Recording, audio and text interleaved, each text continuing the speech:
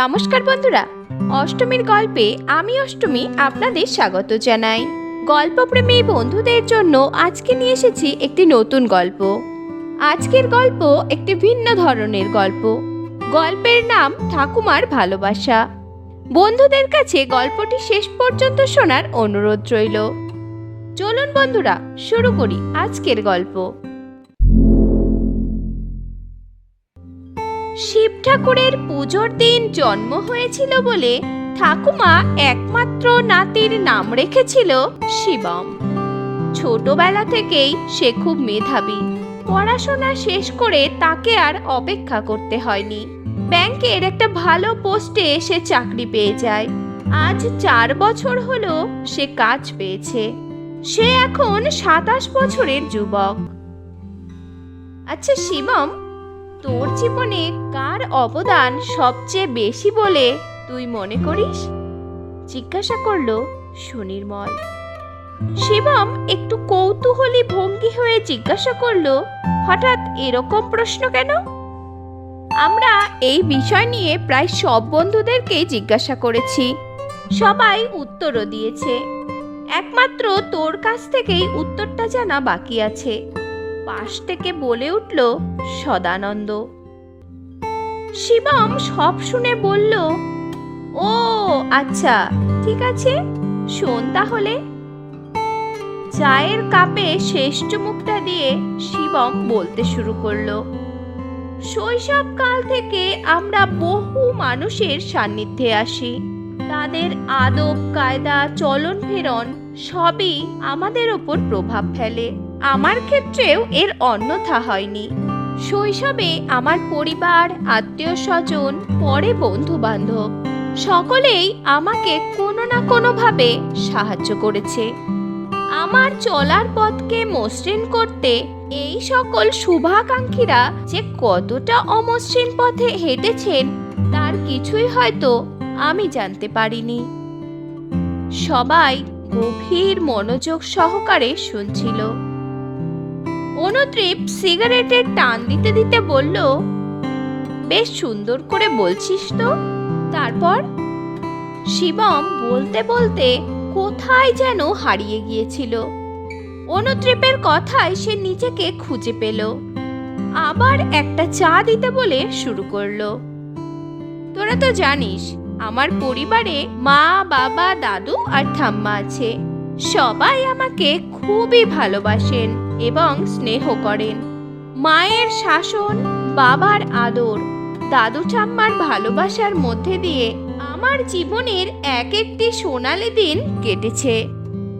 আমার ঠাকুমা সেকালে পড়াশোনা বেশি না করতে পারলেও তার জ্ঞানবোধ ছিল অসাধারণ। চরম দারিদ্র্যের সাথে লড়াই করে কিভাবে নিজেকে টিকিয়ে রাখতে হয়, উচ্চ আসনে নিজেকে কিভাবে প্রতিষ্ঠিত করতে হয়, তার শিক্ষা আমি ঠাকুমার কাছে পেয়েছিলাম।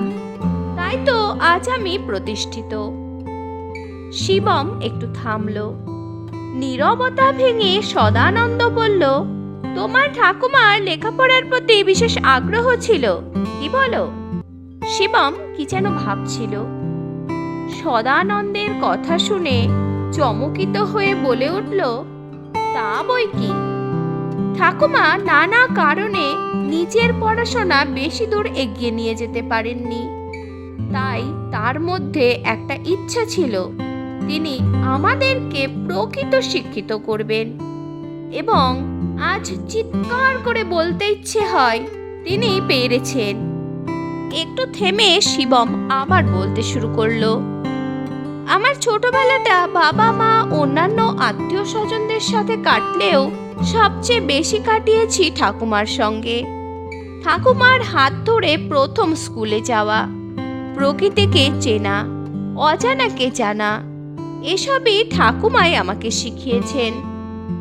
পরীক্ষায় কম নম্বর পেয়ে মন খারাপ হলে ঠাকুমাই মন খারাপ দূর করে কিভাবে সামনে এগিয়ে যেতে হবে, কিভাবে নিজেকে আরো উন্নত করতে হবে শেখাতেন।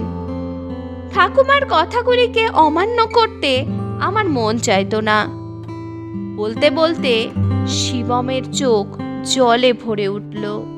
কোনো রকমে নিজেকে সামলে নিয়ে বলল, তোরা কি জানিস আমার জীবনের সবচেয়ে অমূল্য প্রাপ্তি কি?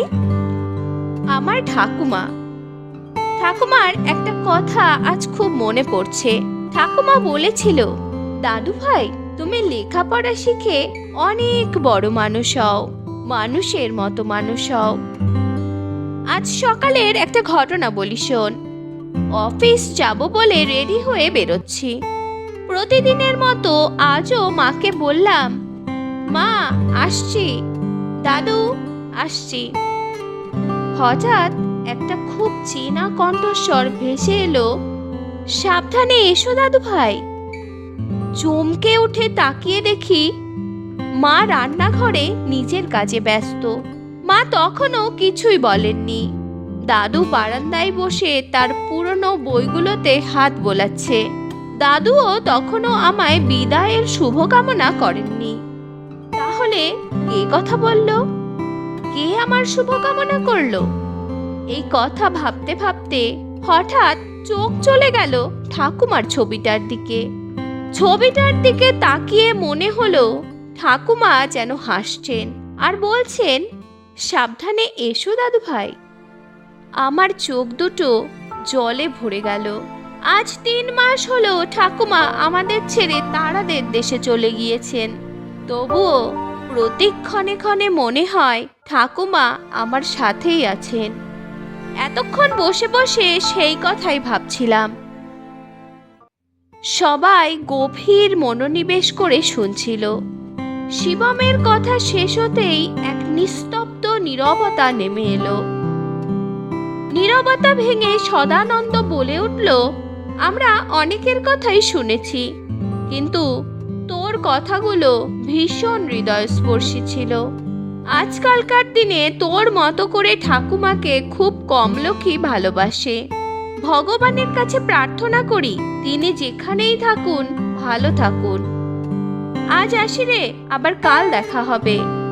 শিবম বাড়ি এসে তাদের ফটো অ্যালবামটা নিয়ে বসলো।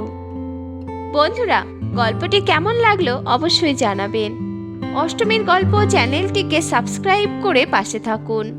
অষ্টমীর গল্পের পাশে থাকার জন্য অসংখ্য ধন্যবাদ।